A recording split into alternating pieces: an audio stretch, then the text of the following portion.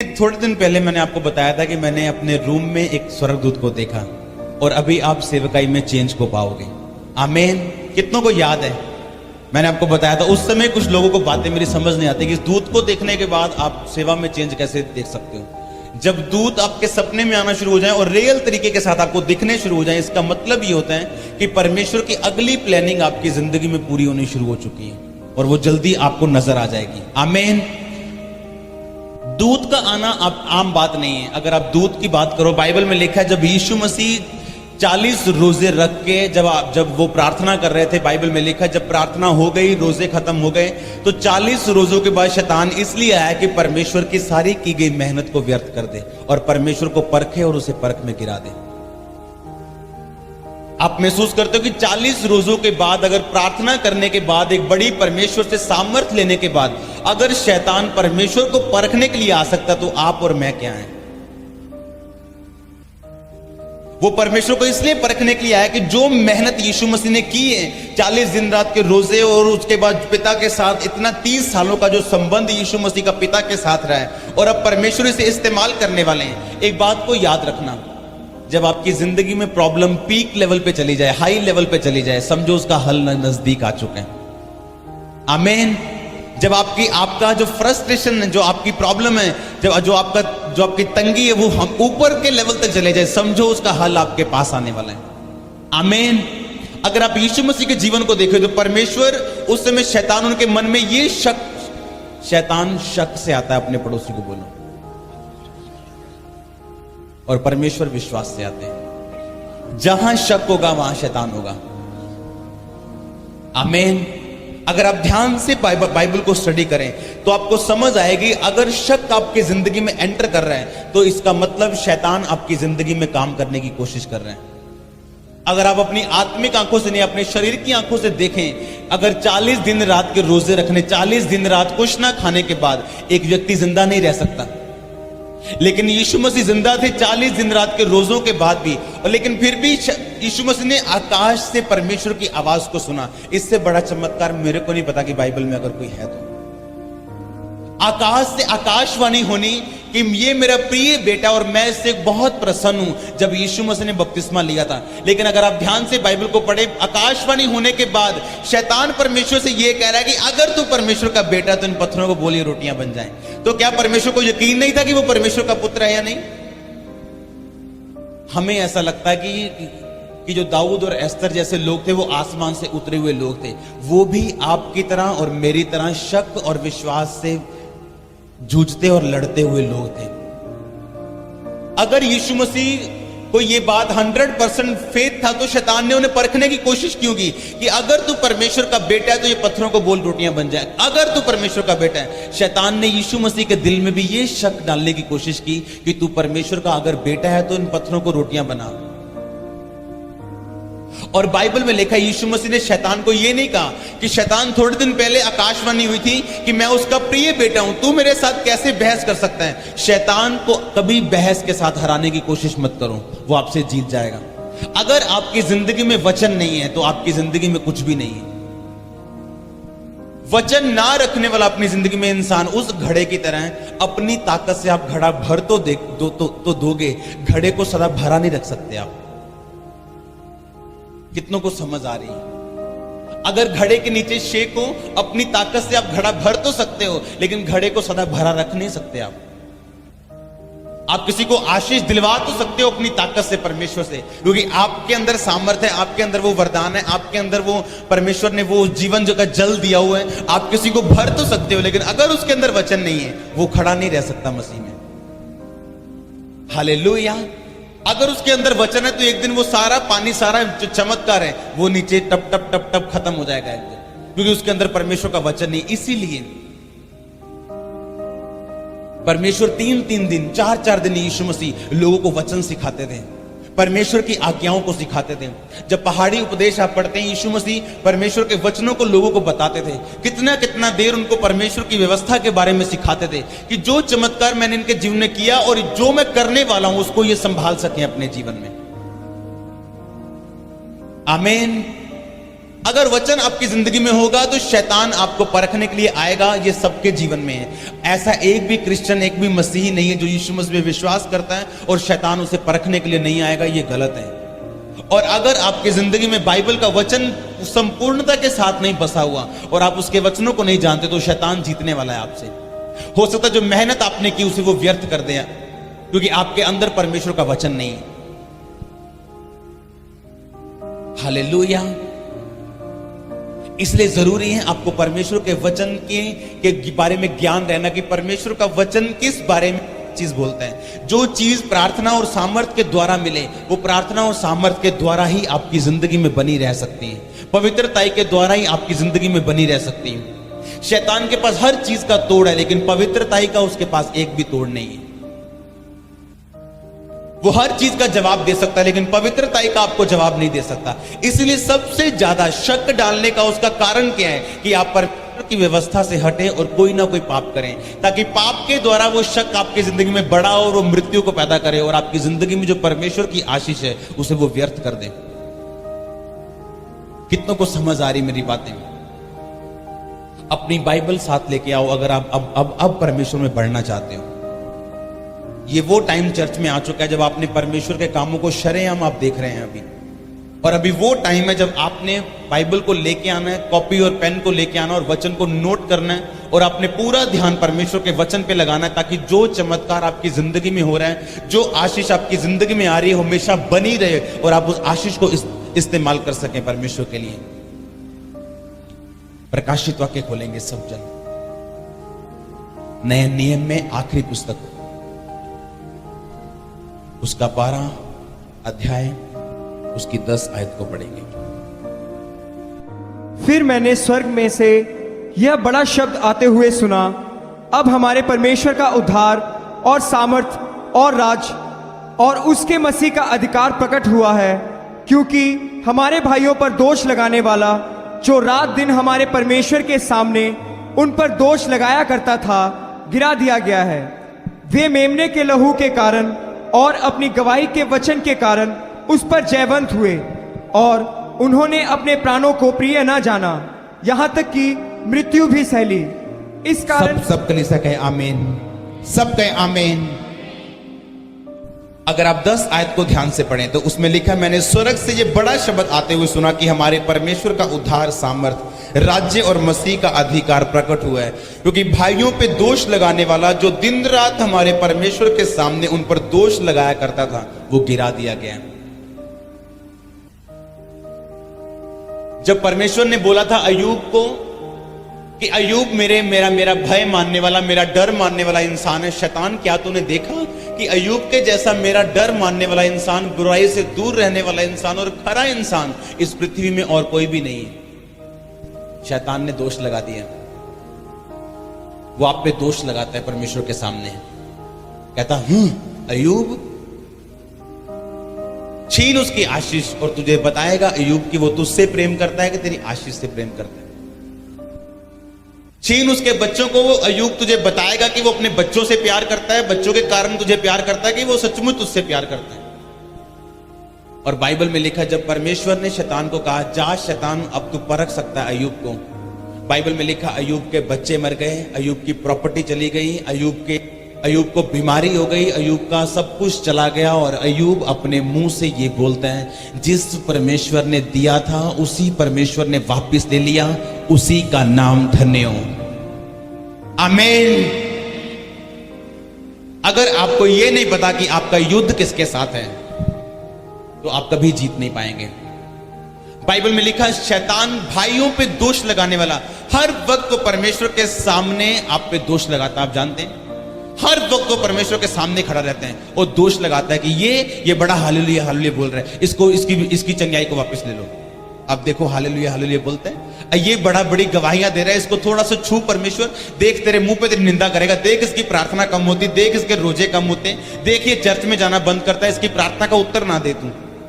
और बाइबल में लिखा, परमेश्वर कई बार बोलता है, शैतान जा, तू तेरे दिल में आता तू कर ले। लेकिन अब प्रॉब्लम ये, विश्वासी कैसे जीते? अगली आयत में लिखा, वे मेमने के लहू के कारण और अपने गवाही के वचन के कारण उस पर जयवंत हुए। आप जयवंत होंगे यीशु मसीह के नाम में। लेकिन बाइबल में लिखा अपनी गवाही के वचन के कारण अपने पड़ोसी को बोलो, बोलो गवाही दे, रोज गवाही दे। जो प्रभु ने तेरे जीवन में किया उसकी रोज गवाही दे और तू जीतेगा यीशु मसीह के नाम में। आमीन। जब मेरे को आज भी याद है,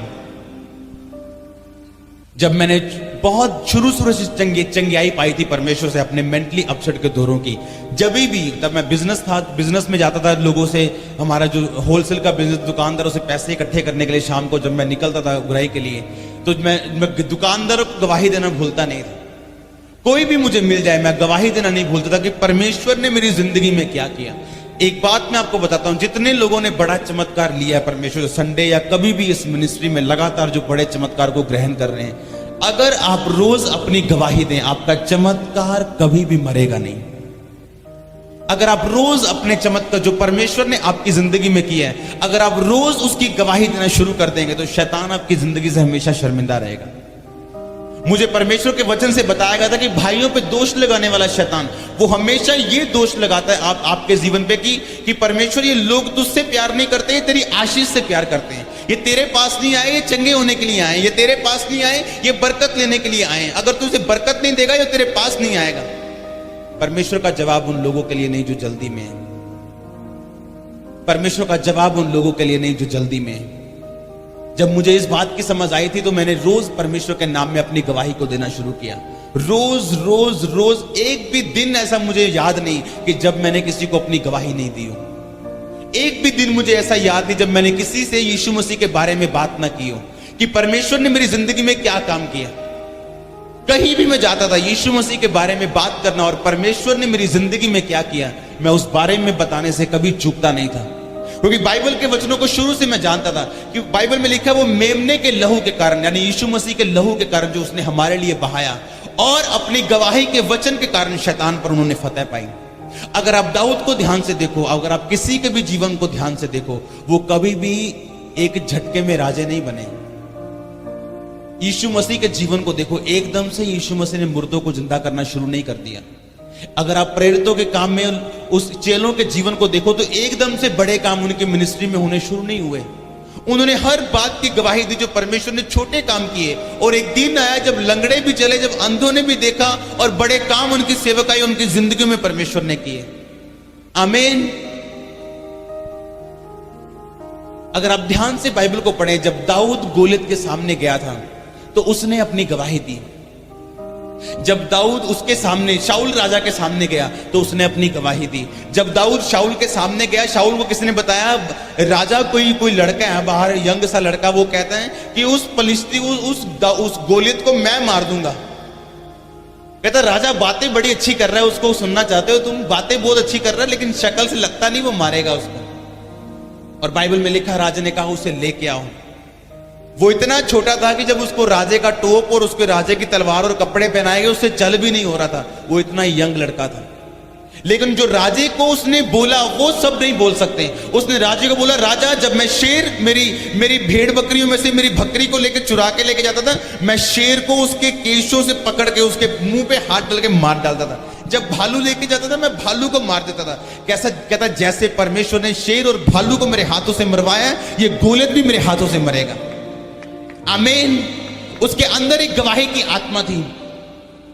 उसको पता था गवाही देने का मतलब क्या है। आप में से मैं श्योर बताता हूं, आप में से 1% भी लोग ऐसे नहीं है जिनको गवाही देने का असर पता हो। मैं सीरियसली बोल रहा हूं आपको, कुछ बातें ऐसी मैं पुलपट पे आपको बता नहीं सकता। पौलुस ने लिखा कुछ बातें ऐसी मैं बाइबल में लिख नहीं सकता। कुछ बातें ऐसी हैं जो केवल पवित्र आत्मा आपको गाइड करता है करने के लिए। उसको मैं आपको यहां पे नहीं बता सकता। उसके लिए परमेश्वर के साथ आपका संबंध होना बहुत जरूरी है। जब दाऊद गोलियत के सामने गया, उस शाऊल के सामने गया, राजे के सामने, उसने कहा राजा मैंने शेर को मारा है, मैंने भालू को मारा है। जो परमेश्वर शेर और भालू से मुझे बचाने की ताकत रखता है, वो परमेश्वर आज मुझे गोलियत को भी उसके हाथों से बचाने की ताकत रखता है। जिस परमेश्वर ने, याद करो, आपकी जिंदगी में पहली चंगाई दी थी, क्या वो दूसरी नहीं देगा? जिसने छोटा काम किया था, क्या वो बड़ा काम नहीं करेगा? जो इस मुर्दे को, इस 40 साल के लंगड़े को चंगा कर सकता है, क्या वो आपकी जिंदगी को चंगा नहीं कर सकता? लेकिन बात यह हमें अपनी गवाही को इस्तेमाल करना नहीं आता। हम लोग भूल जाते हैं जो परमेश्वर ने हमारे पिछले जीवन में किए हैं, और उसको भूल के हम उस चीज को याद रख लेते हैं जो अब तक परमेश्वर ने हमें नहीं किया। और जब हम वही याद करते रहते जो परमेश्वर ने अब तक नहीं किया, एक दिन विश्वास में फिसल जाते हैं। शक शैतान का विश्वास है। शक्की व्यक्ति, बाइबल में लिखा है, उस धार उस समुद्र की लहर की तरह जो आज से करोड़ों साल पहले भी आती थी, टकराती थी और वापस चली जाती थी, और आज भी टकराती और वापस चली जाती, कोई काम नहीं करती, बस वही करती सारा दिन। लिखा दो चित्ता इंसान उसी तरह परमेश्वर से कुछ नहीं ले पाएगा। हालेलुया। अगर एक घड़े में पानी भर के नीचे शेक कर दो तो पानी थोड़े दिन के लिए है उसके अंदर, थोड़ी घंटे के लिए है उसके अंदर।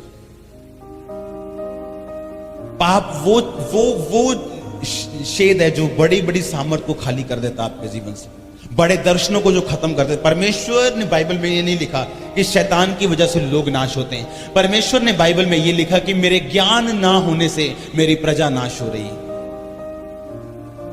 आमीन।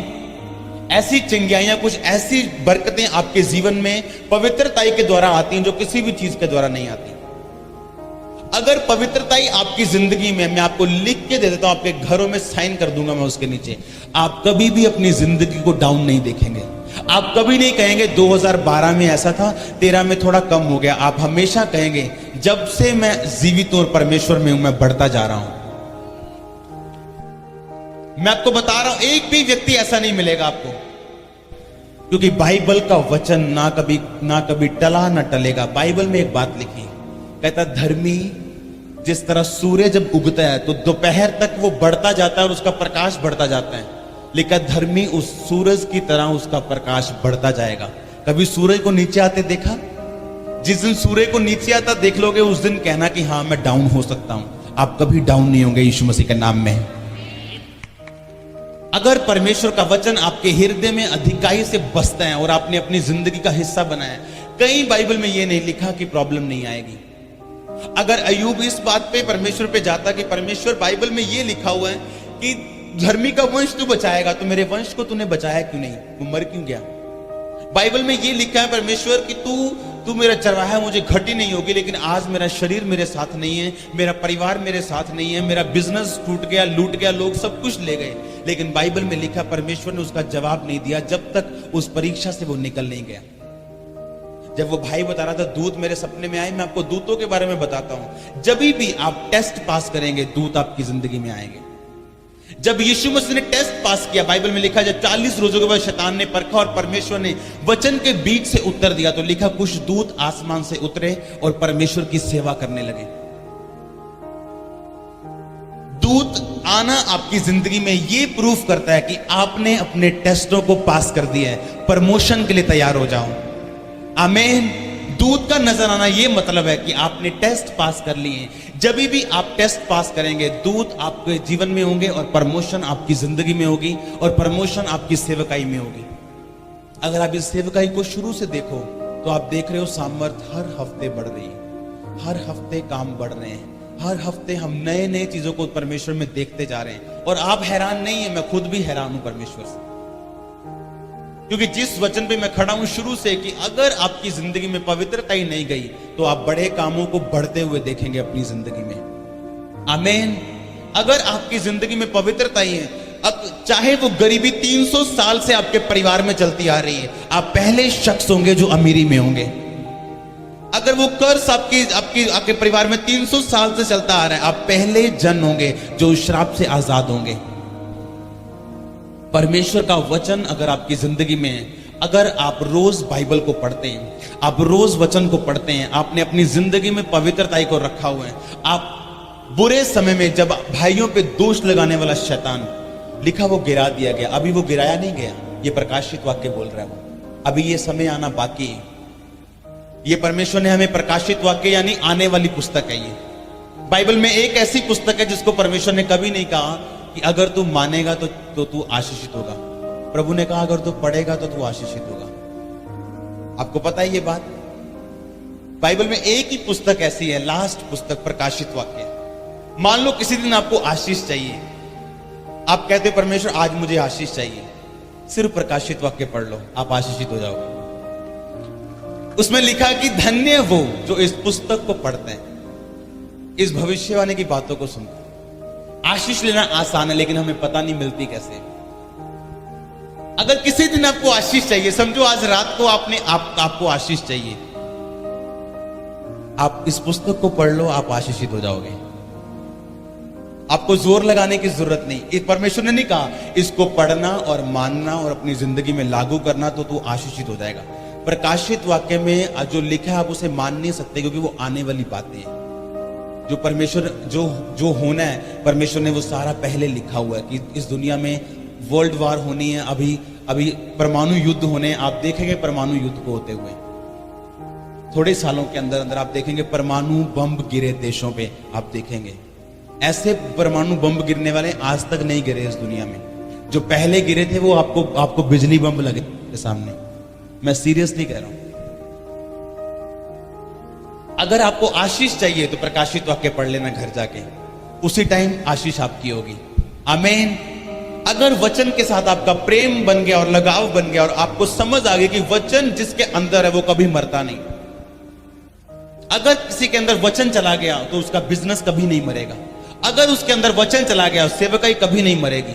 अगर उसके अंदर वचन चला गया, वो परमेश्वर की आशीष जो उसने पाली है वो कभी नहीं मरेगी। उसके वचन में जीवन देने वाली ताकत है। आमीन। परमेश्वर ने कहा जा और फिर से पाप मत करना। ऐसा ना हो इससे भारी मुसीबत तेरी जिंदगी में आए। ऐसा ना हो जब आप बड़ी सेवकाइयों को, हमारी चर्च में हम प्रॉब्लम कहाँ हम फेस करते हैं। हम बड़ी सेवकाइयों को सिर्फ पर्दे पे देखते हैं, हम सिर्फ टीवी पे देखते हैं बेनी हिन जी को। और जब मैं उनके अंदर जाकर देखता हूं तो चंगियाई एक दिन में होती, लेकिन चंगियाई को संभालने के लिए जो वो मीटिंग्स करते हैं उनको आप सोच भी नहीं सकते। फिर वो वचन पे जो ध्यान लगाते हैं दुनिया का कि वचन को पढ़ो, अगर चंगियाई को परमानेंट अपनी जिंदगी में रखना है, अब तूने वचन को लगातार पढ़ना है और सिर्फ पाप से दूर रहना है और तेरे साथ भला होगा। हालेलुया। जब आज से 20 साल पहले जो लोगों ने एड्स से चंगियाई पाई थी, अगर मैं आज उनको देखता हूं तो उनके चेहरे पहले से ज्यादा सुंदर हो चुके हैं और पहले से ज्यादा जवान लगते हैं 20 साल बाद, क्योंकि उन्होंने वचन को संभाल के रखा अपने अंदर। उन्होंने कन्फेस किया कि हम पाप की वजह से बीमारियों में गए, परमेश्वर तो अगर हमें चंगा करे हम पाप में कभी वापस नहीं जाएंगे। क्यों परमेश्वर चमत्कार कर रहा है? ये दिखाने के लिए नहीं कि परमेश्वर सिर्फ चंगा करता है, ये दिखाने के लिए कि परमेश्वर चंगा कर रहा है इसलिए कि जो वचन बाइबल में लिखा हुआ है उसको अपनी जिंदगी का आप हिस्सा बनाएं, परमेश्वर की पवित्रताई को अपनाएं और पाप से दूर रहें और परमेश्वर के सामने जाएं। ये नहीं आपके जो क्रचीज छूट गए तो सबसे पहले आप ठेके पे जाए। ठेके वाले पूछे भाई 15 मिनट जल्दी आ गए? बोले हाँ भाई क्रचीज चर्च में गया था, पौड़ियां छूट गई, आज मैं भाग के आया हूं पीने के लिए। हालेलुया। और रास्ते में स्तुति करता हुआ जा रहा है, प्रभु तेरी स्तुति हो, आज पौवा जल्दी पीने जा रहा हूं। हालेलुया। पाप के लिए परमेश्वर के पास कोई जगह नहीं। अगर आपको वो पसंद नहीं कि ये मेरी जिंदगी में हो तो वो मत करो जो परमेश्वर को पसंद नहीं। अगर गरीबी पसंद नहीं तो वो मत करो जो परमेश्वर को पसंद नहीं। अगर बीमारी पसंद नहीं वो मत करो जो परमेश्वर को पसंद नहीं। कितनों को समझ आ रही है आज मेरी बातें? वचन पे ध्यान रखना, वचन को रोज पढ़ना और वचन को अपनी जिंदगी का खास हिस्सा बनाना, ये आपकी जिंदगी के लिए जरूरी है। आमीन। बाइबल में लिखा, पौलुस ने कहा कि जो प्रचार मैं कर रहा हूं ये चमत्कार उसका एक रीजन है कि ये चमत्कार इसलिए हो रहे हैं कि आपको ये विश्वास हो कि जो प्रचार किया जा रहा है वो जीवित परमेश्वर है। वो परमेश्वर आपको बोल रहे हैं पापों से निकलने के लिए, और लोगों को सुसमाचार आप जाके दें और लोगों को बताएं कि यीशु मसीह जी उठे। चंगाई इसलिए नहीं है कि आप जाएं और अपनी फिर उन्हीं संसारिक चीजों का आप संसारिक चीजों में घूम जाएं और परमेश्वर से दूर हो जाएं। चंगाई इसलिए कि आप फेथ कर सके कि हाँ पवित्रता ही परमेश्वर की ओर से है। हाँ मैंने पाप से अब दूर रहना है। हाँ मैंने अब परमेश्वर के सुसमाचार को लेके जाना है। हाँ मैंने परमेश्वर के उन सारे कामों और वचनों की ओर ध्यान देना जो परमेश्वर ने मुझे करने के लिए बोले थे। आमीन।